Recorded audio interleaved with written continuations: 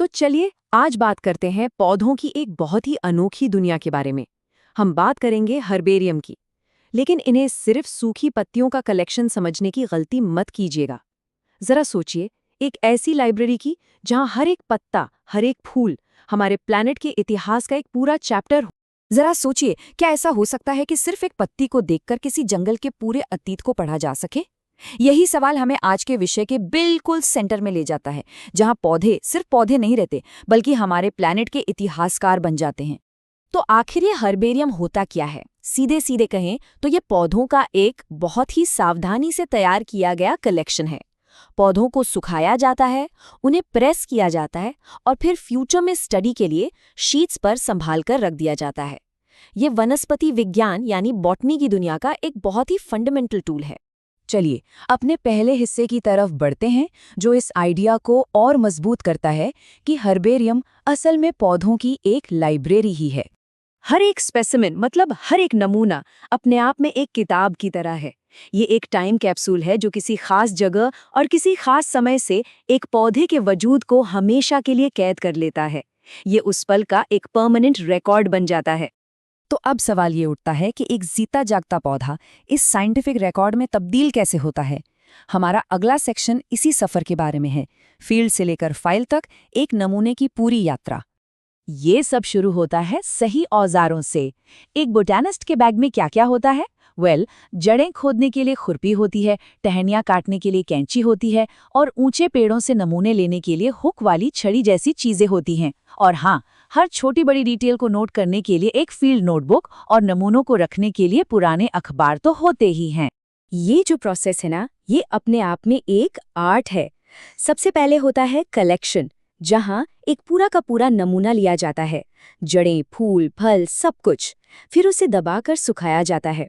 इसके बाद उसे एक स्टैंडर्ड साइज की शीट पर लगाया जाता है और सड़न से बचाने के लिए उस पर फंगीसाइड स्प्रे किया जाता है।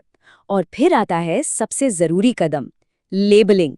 हर स्पेसिमेन को एक लेबल मिलता है जिस पर वो कहाँ से और कब लिया गया ये सारी डिटेल्स होती हैं, जिसके बाद उसे बहुत ध्यान से स्टोर कर दिया जाता है। पर इतनी मेहनत आखिर की क्यों जाती है? हमारे अगले सेक्शन में इसी क्यों का जवाब मिलेगा। ये समझना कि ये चीज़ इतनी इम्पोर्टेंट क्यों है और ये सिर्फ दबाए हुए पौधों के कलेक्शन से कहीं ज्यादा क्यों है।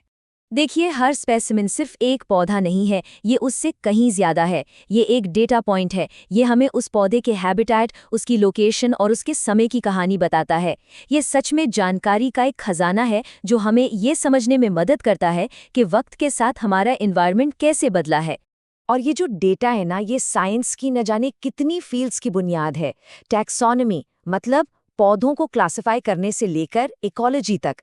इससे हमें एथनोबॉटनी के बारे में पता चलता है, यानी किसी खास इलाके के लोग पौधों का इस्तेमाल कैसे करते थे, चाहे वो दवा के लिए हो या खाने के लिए। आज के समय में ये डेटा और भी जरूरी हो गया है। साइंटिस्ट इन नमूनों का इस्तेमाल क्लाइमेट चेंज के असर को ट्रैक करने और बायोडाइवर्सिटी लॉस को समझने के लिए करते हैं। और हाँ, बॉटनी के स्टूडेंट्स को पढ़ाने में तो ये एक प्राइसलेस टूल है ही। चलिए अब जरा बड़े पिक्चर को देखते हैं। ये काम सिर्फ कुछ लैब्स तक ही सीमित नहीं है। ये एक ग्लोबल एफर्ट है जो दुनिया भर के पेड़ पौधों का एक बहुत बड़ा एटलस बनाने जैसा है।